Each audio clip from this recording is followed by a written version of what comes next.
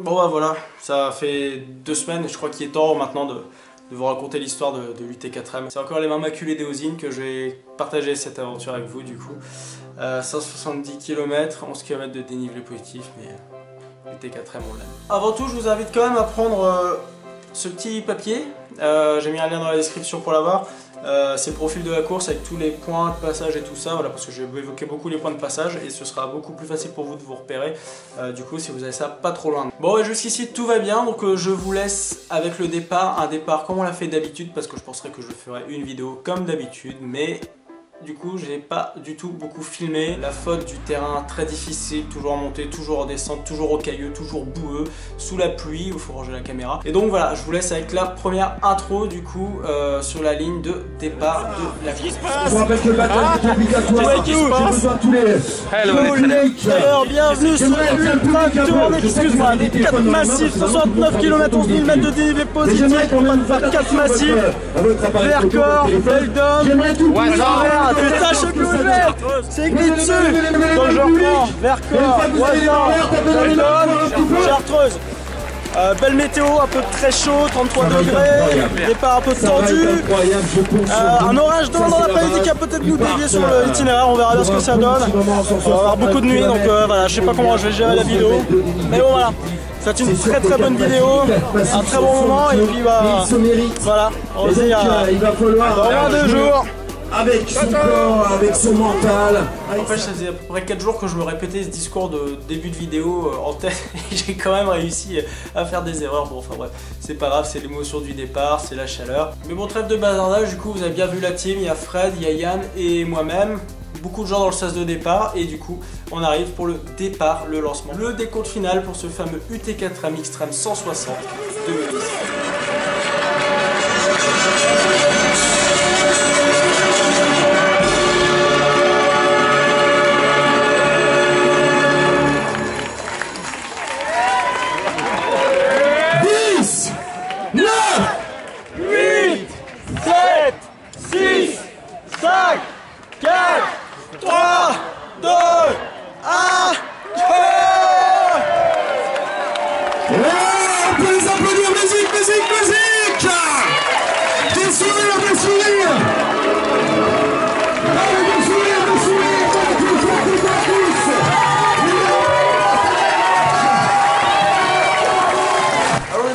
C'est un peu particulier parce que en fait pour des raisons de sécurité, du coup à la vigilance, à température et tout ça, on traverse la ligne en peloton, on bloque toutes les circulations, il y a des bouchons partout. Je m'excuse pour tous ces usagers qui se sont retrouvés coincés dans leur voiture avec cette température là, juste pour nous laisser passer. Et du coup bah pour les élites, la course commencera seulement au kilomètre numéro 4, donc à l'attaque du Vercors, le premier massif qui nous attend pour cette grande aventure.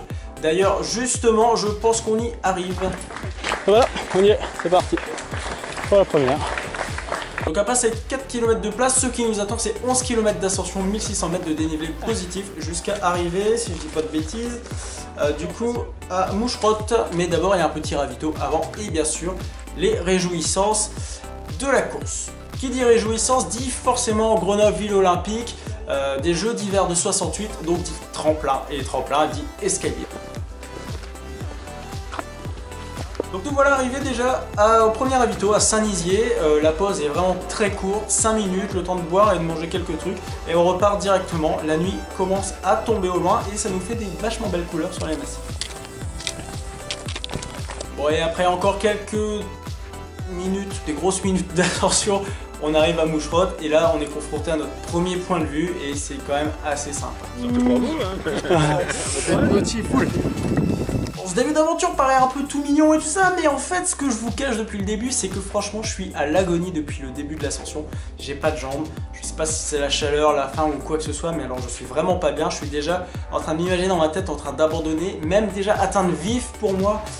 Ça semble déjà inaccessible et je me dis que prochain ravito, terminé, je remballe. Voilà, c'est une situation qui m'est déjà arrivée sur plusieurs courses, de mettre beaucoup de temps à chauffer.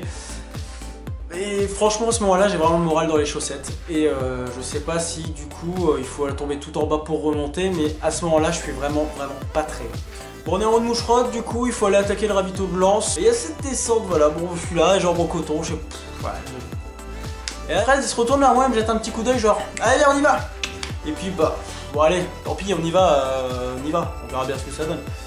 Et là je me lance dans la descente et puis là, miracle, je sais pas ce qui se passe, mais alors les jambes, pouf, je sais pas si c'est un coup de sang qui donne, les jambes reviennent, le moral revient au plus haut et là c'est incroyable, en 2 km de descente, mais je suis rentré complètement dans ma course. Puis bah, ça s'enchaîne assez vite finalement cette descente. Après on remonte, hein, mais bon, pour l'instant on descend. Et au loin on entend quand même que le ravito approche, parce qu'on entend des mégaphones, des sonneries, des cloches, de la musique électro. Enfin, c'est un peu la folie ce ravito. Et là, mais j'arrive, mais heureux, avec le sourire aux lèvres. Et puis on arrive dans cette ambiance.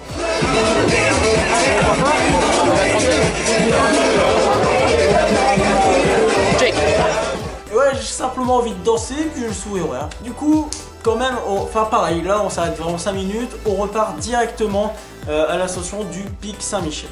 Bon, l'ascension du pic Saint-Michel, la nuit c'est déjà bien installé, mais finalement le mental est à son maximum, quoi. À part qu'il faut vraiment tomber tout en bas pour remonter tout en haut. On tale sur la tête, on grimpe tranquillement, et puis au loin on voit quelques frontales là-bas qui se dessinent, et c'est assez sympa finalement, parce qu'on voit un peu le lacet qui dirige jusqu'au pic Saint-Michel. Et puis finalement, bah, on arrive en haut du pic Saint-Michel. On comprend progressivement pourquoi on est là. Mais d'un autre côté, je trouve qu'on est quand même un peu haut, quoi. On a fait 1700 mètres d'ascension et il me semble bien que Vif, du coup, la première baserie, est quand même tout en bas. Et puis, bah, c'est ce que me confirme un bénévole 200 mètres plus loin qui me dit ouais, là, les petits loulous, c'est 1700 mètres de D- sur les 7 prochains kilomètres, quoi. On se dirige vers le ravito de Saint-Paul. C'est la prochaine étape du Vercors. Ça tourne, ça descend, ça glisse, c'est du 30%, c'est du plus, c'est des cailloux, enfin bref. C'est la première descente, on est frais, on y va quand même au Laker. Donc on dévale quand même assez rapidement cet enchaînement de lacets, ça semble interminable, je pense qu'on a mis quand même quelque chose comme 1h15 pour descendre ces 7 km. On arrive à Saint-Paul, on fait un petit ravito très rapide, comme toujours depuis le début, pour l'instant on n'a pas encore trop faim. Bref, on continue, il y a une bénévole qui nous a assuré que la montée suivante c'était de la gnognotte, et ben on monte la montée suivante, la fameuse montagne du Rio, du coup. Eh ben, c'était pas si simple que ça finalement, parce qu'on a quand même mis un peu de temps à grimper cette montagne, quoi. Bon, c'est la dernière difficulté du Vercors, mais quand même elle est pas à négliger dans notre progression. Bref, on redévalse rapidement cette fameuse montagne du Rio et on arrive à la première base bille, à Vif, heureux. Premier massif affronté et vaincu en 7h58 alors qu'on en avait prévu initialement 9h30. Bref. On se dirige dans la salle, on prend un sac d'allègement, on prend une douche. La douche à la base était une option, mais vu qu'il fait encore 24 degrés dehors, elle fait pas vraiment de mal. Petit débrief, du coup, post-douche. Oh, quel bonheur de prendre une douche. Premier massif check, ouais, ça y est. En 8 heures, je crois, un peu moins de 8 heures, donc c'est pas mal, c'était 1h30 sur le programme. Ouais. Mais là, on a pris une douche, donc on récupère, on repartira avec 1 heure d'avance sur le programme. Je pense le temps de manger, parce que là, on ne sait pas manger, c'est approvisionné. Et là, on attaque le deuxième gros morceau. Donc après ça, petite pause alimentaire, on en profite pour recroiser les copains qui participent au relais, discuter un peu avec eux. Et puis ben voilà, la fameuse petite soupe de légumes tuque gruyère dont j'ai le secret. Et on quitte Vif après 36 minutes d'arrêt. Direction du coup Loisan, le deuxième massif. Sur la carte c'est un peu impressionnant, on sait que c'est le secteur le plus difficile de la course, environ 47 km pour plus de 3000 mètres de dénivelé positif. Avec sa fameuse montée du pas de la vache, qu'on n'attend pas forcément avec impatience. Sachant aussi que ce massif se termine par la belle descente de Rio Perro. Rio Perro qui a été le sujet de nombreuses blagues entre nous depuis déjà ces 4 derniers jours de préparation. Parce que voilà, c'est vraiment la cuvette, le V pour Rio Perro, ah, forcément ça rime, hein, vous le savez bien. On se lance encore frais et vaillant, plein de vêtements propres du coup. Direction Loisan. Le col de Châles se passe sans vraiment trop de difficultés. En fait, la nuit et la fraîcheur nous permettent de garder un rythme quand même assez soutenu. Et voilà, on absorbe assez rapidement ces kilomètres jusqu'au ravito de La Fraie. Et encore une fois, les bénévoles sont adorables et d'une gentillesse mais remarquable.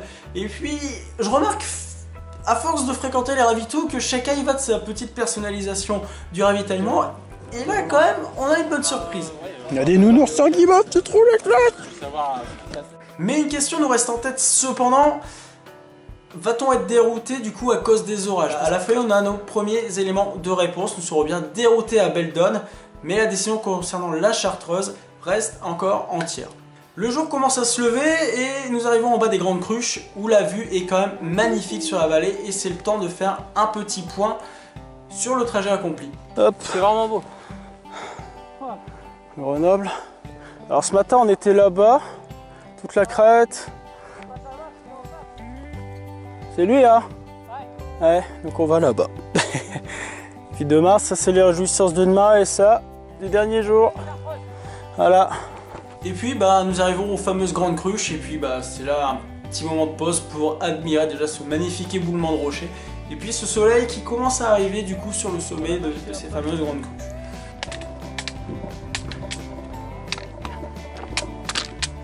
Oh là là. Il est tout petit. Oh mais t'es sale. Ouais, c'est pas mal quoi. Du baume au cœur, le jour se lève tout de suite, on revit et il est déjà temps d'arriver au ravitaillement de La Morte. La Morte qui porte bien son nom parce que je pense qu'il y a eu beaucoup d'abandon à cet endroit-là et pour une raison très simple, après La Morte, c'est la fameuse montée du pas de la Vache. Et le pas de la Vache, la première question qu'on pose en arrivant au ravitaillement, c'est les gars, c'est quelle montagne qu'on monte? Et la surprise se fait pas trop attendre. D'ailleurs Fred, tu vas nous briefer là-dessus tout de suite. Hello les tralets, nous allons là-haut. 1000 mètres de dénivelé sur 5 km nous attend. A plus. Bon, parfois il y a des choses qu'il vaut mieux pas savoir et visiblement le monsieur qui passait derrière nous était du même avec nous.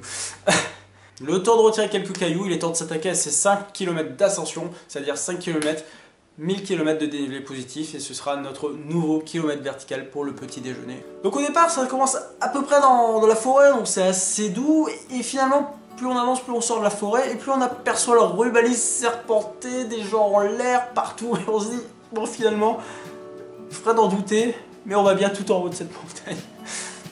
Bon, je sais pas si vous voyez bien mais oh, on est déjà bien haut. Du rubalise, il y a des gens qui montent. Ah, on n'est pas arrivé. Mais il semble malgré tout qu'on ne perde pas notre sens de l'humour. Est-ce qu'il faut faire la blague? Plus que 100 bornes. Et finalement, bah, et à force de progresser, on arrive en haut du pas de la Vache en 2 heures, le temps qu'un cycliste nous avait indiqué en bas en disant « Oh, pas de la Vache, 2 heures, c'est bon, c'est plié ». 5 km 1000 de D. Voilà, retour à Grenoble et les 2 prochaines réjouissances. Mais d'abord, on descend. Ah oui, la pompote de la victoire. On prend la petite pompote de la victoire et du coup on se met un peu à courir sur ce pas de la Vache et on attaque notre première crête de jour et c'est quand même vachement magnifique. Oh putain, je remonte moi. D'abord j'ai réussi. La la la la. Il y a comme un trou de 1000 mètres à côté. La balade dans l'Oisans est quand même une des balades les plus jolies qu'on ait eu donné de faire lors de cette UT4M. Des lacs, des beaux plateaux en herbeux, le Taillefer, enfin c'est assez ouf et on enchaîne quand même rapidement nos descentes et on dévale quelques kilomètres en direction du fameux lac de Port-Soulé où le futur ravito nous attend. Et encore une fois, j'insiste là-dessus, mais on retombe encore sur une équipe de bénévoles mais qui sont au top du top, qui se proposent de remplir tes flasques, qui te servent allègrement tout ce que tu veux et qui du coup dans toujours le championnat de la customisation du ravito te propose un petit cake reblochon jambon. Tu m'en diras des nouvelles mais en tout cas moi j'étais bluffé. Bon, comme toujours, les ravitaux c'est pas trop notre truc, donc on fait une petite pause 5 minutes, on recharge et on repart. Bon bah on redescend, donc on a fait la grande descente, donc on remonte en direction de pas de l'Enview, du chalet de la Barrière, parce qu'il y a des réjouissances au chalet de la Barrière. Bon quand même ce passage dans l'Oisan est très sympa, parce qu'on a des petites rivières, du vent, de l'air, on respire, on est vraiment pas mal. Du coup on arrive au chalet de la Barrière et c'est le moment de faire un point sur les réjouissances qui nous attendent. Fais le coucou. C'est parti pour 5 km de descente, 1004 dégâts, 1002 et que de la descente à 30%. Voilà. On est heureux. Tout ça pour remonter un kilomètre vertical de 1600 mètres juste derrière. Mais bon. Comme vous avez pu le constater sur cette vidéo là, mais de toute façon on va en reparler tout de suite après, c'est que derrière il y a une montagne. Bah, on descend tout en bas pour remonter du coup tout de suite derrière. C'est la fameuse V de Rio Perro. On attaque du coup cette fameuse grande descente de Rio Perro, un peu le cœur en joie. Bon, Fred est parti devant parce que les descentes c'est son truc, moi je galère un peu plus. Je suis quand même heureux d'avoir maintenu mon à peu près 6 de moyenne dans cette descente. D'ailleurs on n'est pas forcément impatient d'arriver à Rio Perro parce que, bon certes il y aura une bonne douche fraîche qui nous attend, c'est pas de haut choix à Rio Perro, mais on sait que derrière, il faut remonter les Chabrousse et c'est pas forcément le meilleur moment de la journée.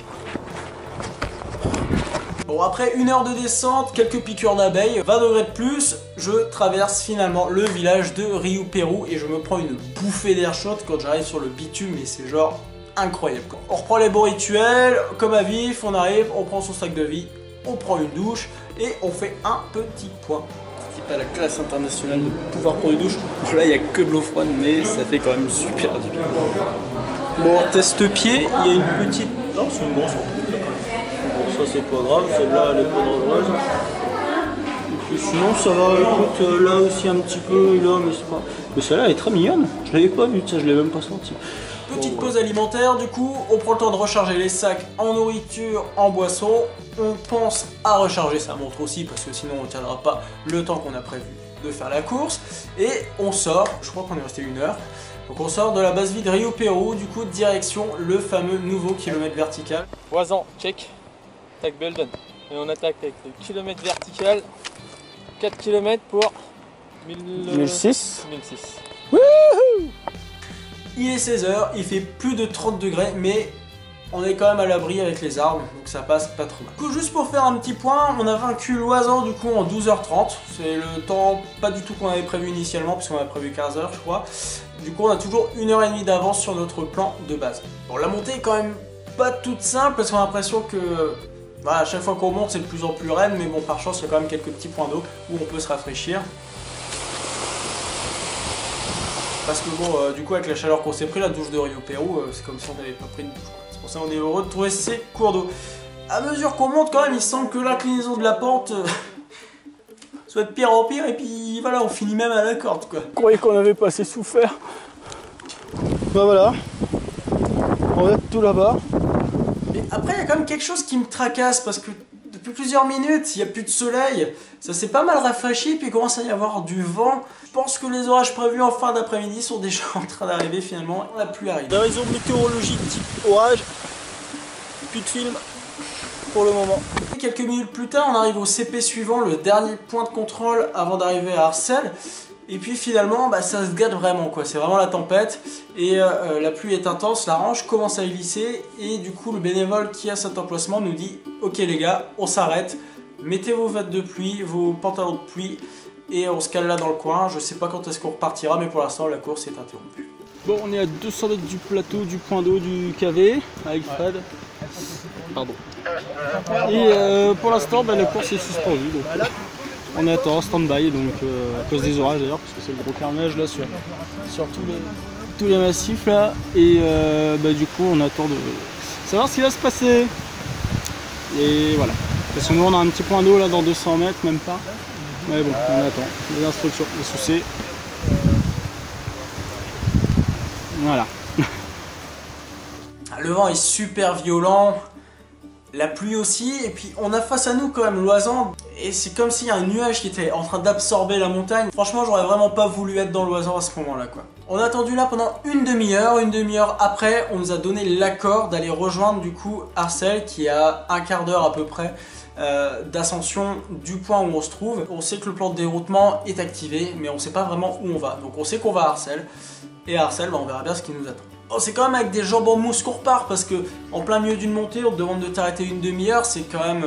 Enfin, c'est dur de reprendre derrière ça, en plus on a eu froid avec le changement climatique. On repart, il y a un petit rayon de soleil, et puis on arrive à Arcel, où il est quand même temps de faire un point sur l'itinéraire bis, parce que du coup, là aujourd'hui, on a notre carte, sauf que bah, tout ce qui nous attend, du coup, est complètement faussé pour cette partie de la course. Et psychologiquement, ça commence à devenir assez difficile quand même d'être perdu dans cette immensité de massif. C'est que le troisième, il y en a encore un derrière, sauf que là, la nuit va tomber dans pas très longtemps et il est quand même important de savoir où on va pour se rassurer. Donc on apprend à Arcel qu'on ne montera pas du coup jusqu'en haut de la croix de Chambrousse, ce qui était déjà prévu du coup dès le départ, et qu'ils ont redescendu le ravitaillement. Donc on court à peu près 5-10 km et on arrive du coup à Chambrousse dans une petite salle communale très sympathique, mais il est quand même temps de faire un gros point sur l'itinéraire qui nous attend. Donc il y a un gentil bénévole qui nous explique que finalement bah, on n'ira pas au Grand Colomb, malheureusement. C'était un des super points de la course, mais bon, c'est jugé trop dangereux, on respecte. Et ce qui nous attend, plus ou moins, de ce qu'on comprend, c'est à peu près 12 km de descente et une remontée de 300 mètres de D+, sur je sais pas quelle distance, pour arriver à Frédières. Un des derniers ravitaux du coup, avant de redescendre tout en bas vraiment dans la ville, avant d'attaquer Saint-Nazaire. Donc on attaque ces 12 km et 900 mètres de descente pour arriver à Frédières, le ravito. Et la nuit tombe assez rapidement et puis les orages ont quand même laissé des traces assez sales sur les chemins, parce que finalement c'est boueux, c'est sale, ça glisse. C'est un peu un enfer de descendre du coup dans ces conditions là, mais voilà, on fait nos 12 bornes, on arrive au point d'eau. Je sais pas. Mais effectivement, on n'avait pas encore monté nos 300-400 mètres de dénivelé positif. Donc on se fait ces 12 km là, 900 mètres de D-, un petit point d'eau, et on repart. Sauf qu'à ce moment-là, ma frontale a choisi, par je sais pas quel hasard, de prendre l'eau. Et du coup, hop, je suis dans le noir. Bon, en solution de repli, en attendant, je me glisse mon téléphone en mode flash dans mon slip. Ça me fait de l'éclairage d'appoint. Jusqu'à du coup ce point d'eau où j'ai demandé à Fred d'inverser mes frontales. Heureusement d'ailleurs qu'on avait une frontale d'appoint. Et puis là en fait on nous apprend que le ravito, le vrai, est dans 5, en réalité 6 km avec 400 mètres de D+. Alors forcément on est toujours perdu, le mental a un peu du mal à suivre parce que du coup il faut sans cesse repenser sa course. C'est un peu brouillon. Et en plus à ce moment-là forcément on est en plein milieu de la nuit. Mais il y a des orages qui se déclenchent dans tous les sens, c'est un carnage. Et on se prend une sauce, mais de la grêle, de la pluie, mais ça dure pas longtemps, hein, ça dure 10 minutes.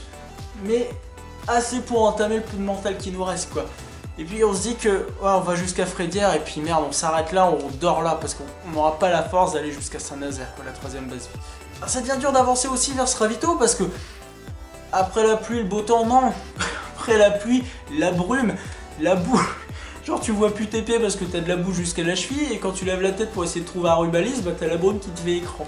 Alors ça devient pénible, mais bon on arrive rapidement quand même à Frédières, on est heureux. Et puis avec Fred on se regarde, on se dit mais vas-y on s'arrête pas, vas-y tant qu'on est dedans, on continue et on va jusque Saint-Nazaire quoi. Et puis en fait les bénévoles ils nous ont pas laissé passer comme ça. Ils nous ont arrêtés de force, ils nous ont posé, ils nous ont offert une soupe, un petit café, ils nous ont même pris nos flasques pour les recharger et tout, enfin franchement, non c'était 5 minutes de pause, mais franchement merci à ces bénévoles de nous avoir arrêtés et laisser prendre un peu notre sauce et de garder un peu conscience qu'il faut s'arrêter quoi, parce qu'on est quand même dans la 2e nuit, on a une 30aine d'heures de course, les pauses sont importantes. On s'apprête à quitter le ravito du coup pour une petite remontée avec 1000 mètres de descente derrière, parce que bon on n'en a pas encore fait assez. Et là il y a des bénévoles qui se retournent vers nous, qui me dit un peu bon les gars, d'habitude c'est déjà gras, mais alors là avec les orages c'est la pâte aux joie, alors jouez pas au héros, descendez doucement. Tu pars vachement rassuré, et en plus derrière, mais direct, mais c'est un enfer quoi, t'as de la pente de 30%, mais c'est que de la boue, t'as pas d'appui, t'as rien. Et on descend, mais ça n'en finit pas, on prend des lacets, on voit la ville en bas, hein, on voit les lumières de la ville. Mais on prend des lacets, on part dans un sens, on revient dans l'autre, on repart dans un sens, et on redescend dans la boue, mais c'est le carnage le plus complet. Et puis là ça y est, on arrive en bas de Beldon, enfin ça y est, on croise le petit point d'eau prévu. On sait qu'il ne reste plus que 4 km de bitume pour arriver à Saint-Nazaire. Le bitume c'est difficile, bon, psychologiquement déjà il faut courir parce que sinon les kilomètres passent pas. Et là on part, on court, on passe des trucs et puis on n'arrive jamais. Et puis là on croise des bénévoles, on dit ah ça y est, nous y voilà, la ville, la lumière et tout ça. On a déjà 5 km dans les pattes et là on nous achève en nous disant allez encore 1,5 km. Oh là là, quel enfer. Il est je sais pas, il doit être 1h30 du matin. C'est la 2e nuit. On arrive à 120, 130 km. Il faut s'accrocher, on arrive. C'est pas loin. On tourne un peu dans le village et puis là on trouve quand même la petite base vie, toute mignonne. Oh quelle joie d'arriver là. C'est un soulagement parce que déjà on va reprendre une douche, on va manger et on sait que c'est là qu'on va potentiellement faire une sieste, donc voilà, on revit. On arrive, on prend notre douche, on récupère notre sac de base de vie, on prend notre douche, et puis là il est temps de faire un petit point. Et ça manque un petit peu de lucidité quand même. Où on est? C'est une base de vie, c'est-à-dire 2h du matin, 32 heures de course. Et donc On finit à Beldon, check. Voilà. Depuis l'épisode du coup de l'orage, c'était un gros bordel, on s'est pris 3 orages sur la gueule et du coup ils ont changé tout le parcours. Donc en fait ce qui devait être ça, ils ont supprimé ça et ça. On s'est retrouvé là, on a fait 12 km, enfin on s'est repris 7 km pour redescendre 800 D dans la boue, c'était un enfer quoi. Putain, il était temps qu'on arrive ici. Et encore on a eu 2 km de plus encore pour arriver là. Donc là on vient de prendre une douche, on va aller manger, une petite sieste 20 minutes et on attaque le dernier massif, la Chartreuse. Fred, comment va? Ça va. Ok, bah on se retrouve quand il fera jour parce que là du coup il fait nuit. Et en espérant qu'il pleuve plus parce que c'est un peu un enfer ça. Voilà, allez, you. Après ça, quand même un sacré coup de barre. Fred mange à peine, moi je m'en autorise quand même une petite soupe. Dans cette ambiance un peu calme. Les grandes valeurs sûres des ravitaux. C'est très calme, hein. Là il est 2h30 du matin. Et puis je vais gagner le dortoir, du coup, en faisant bien gaffe de déclencher le réveil 20 minutes après. Puis moi je m'allonge et je suis pas bien à manger. Je change de position, enfin voilà, impossible de fermer l'œil, je crois que j'ai dû m'assoupir quand même 5 minutes, mais même pas je déclenche le réveil, enfin je me réveille avant, je me remets un peu. Et là se relever, mais après s'être allongé 20 minutes, mais c'est une douleur, mais alors les épaules, le pire c'est les épaules, c'est avoir le sac de 5-6 kilos comme ça pendant 30 heures sur le dos. Ah bah finalement ça pèse hein, sans s'en rendre compte. Et du coup bah voilà, il est temps, je vais réveiller Fred, pareil il a l'air cassé, puis j'ai froid. Ah je regagne la salle commune où j'ai laissé mes affaires, et là je vais voir la petite dame qui me sert, je lui dis, je vais la voir, je lui dis, servez-moi le café dans le plus grand récipient que vous avez. Hop, cul sec.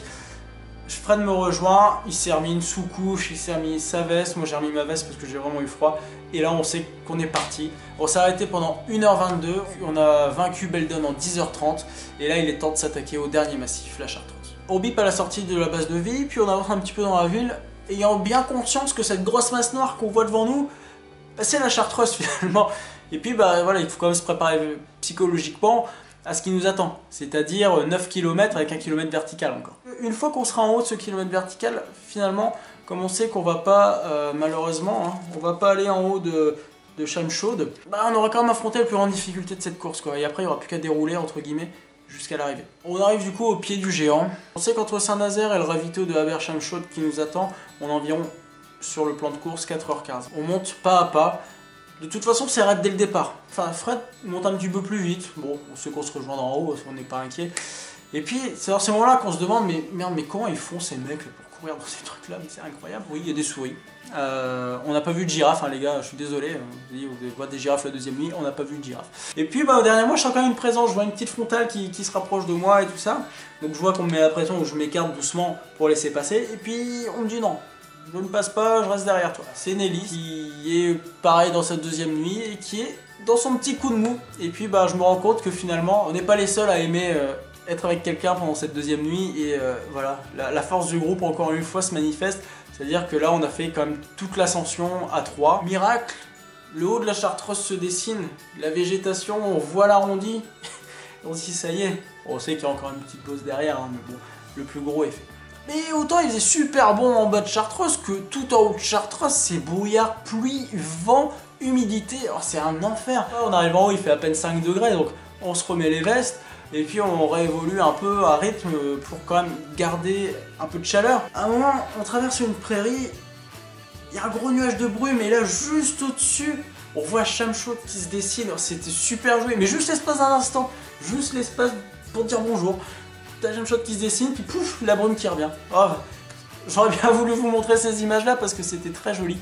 On redescend, la prairie, là il y a une pauvre bénévole, oh là là, transit froid, mais avec une doudoune, 3 épaisseurs, une couverture de survie sur la tête, à nous dire, voilà, il faut aller à droite, quoi.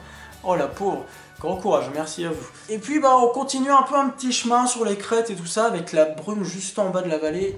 Là j'ai une vidéo.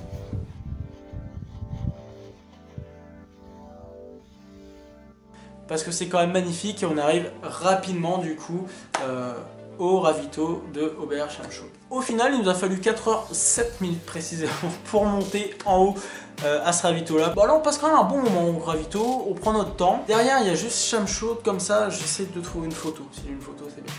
Qui est derrière avec le soleil qui commence à se lever dessus, c'est magnifique.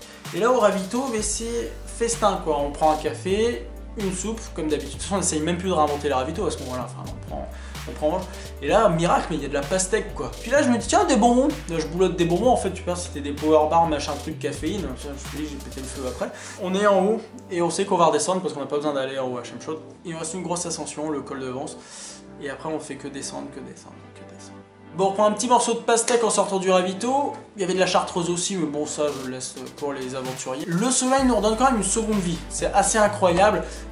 Fred, bon lui il est jamais fatigué, j'ai l'impression.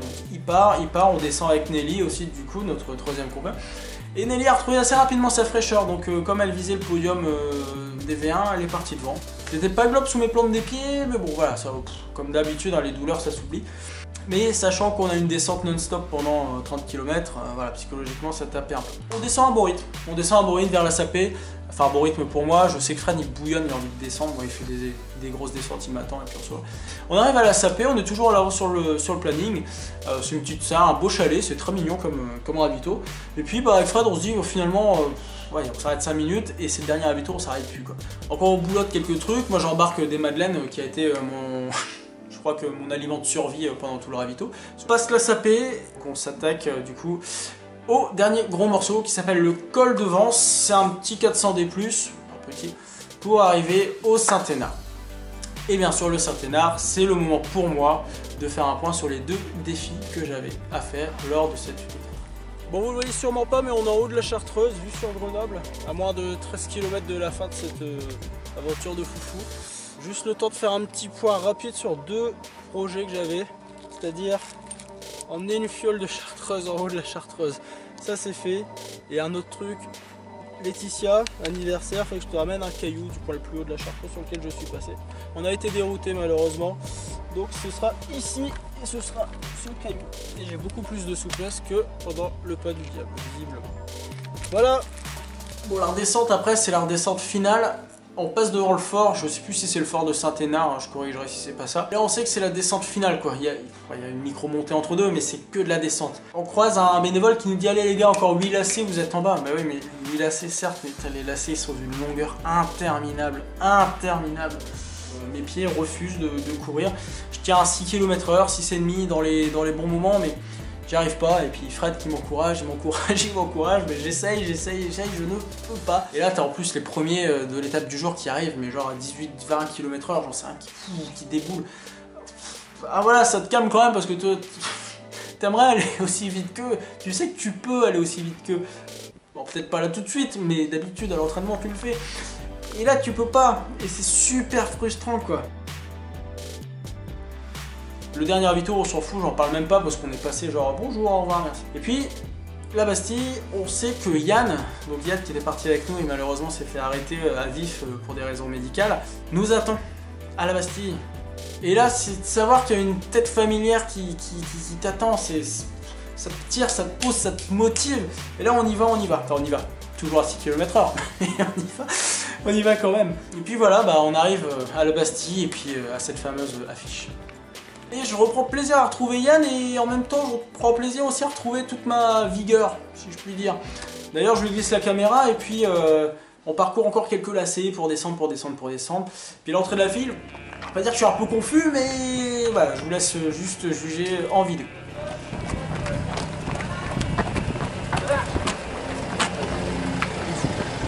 Bon il semble quand même malgré tout que le moral est de retour là, attention les troupes sont pareilles. Nous sommes là en direct pour ces 2,5 derniers kilomètres, le T4M 160 extrême, parce que c'est joli, et que c'est vrai. Ça faisait agressif, alors on va dire extreme. Je pense qu'on est parti de Grenoble.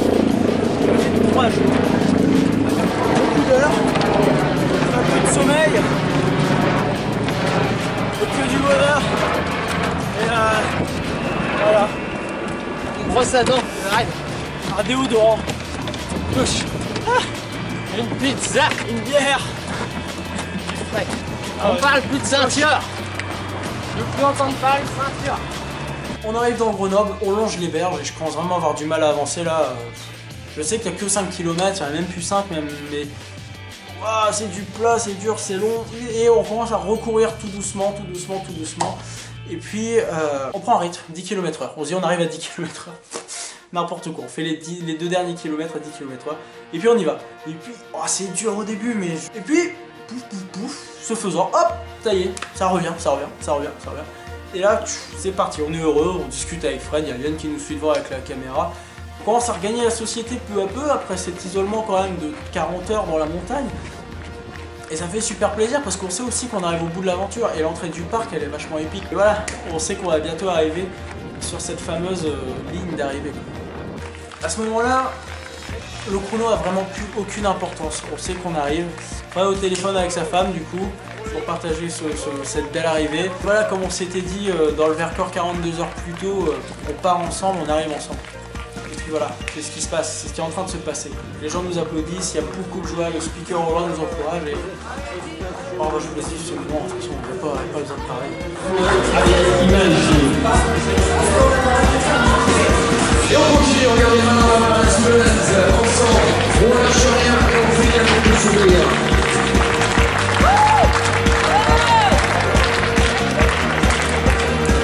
Bravo les winners. Tip top. 170 ensemble. Sans rien lâcher. À se motiver mutuellement. Ça change. En tout cas, vous êtes heureux, c'est bien l'essentiel. Chapeau les gars. Bonne réussite maintenant. Belle aventure. Exactement, puis surtout quand on peut en plus la partager entre amis. Un grand merci aux bénévoles. Mais dis-leur, il y en a qui sont ici, ça leur fera plaisir.